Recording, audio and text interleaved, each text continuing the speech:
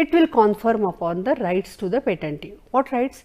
Where the subject matter of that patent is a product. So, product patent and process patent, we have a two types of patent, we do not have a utility patent in India. So, when we are talking about that subject matter of a patent is a product, the exclusive right to prevent third parties who do not have his consent from the act of making, using, offering for sale, selling or importing for those purposes that product in India. Very clear.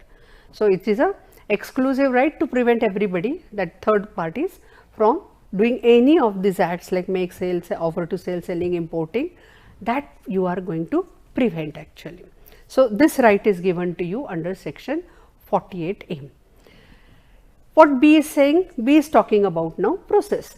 So, where the subject matter of a patent is process, the exclusive right to prevent third parties who do not have his consent from the act of using this process and from the act of using, offering for sale, selling or importing for those purposes, the product obtained directly by that process in India.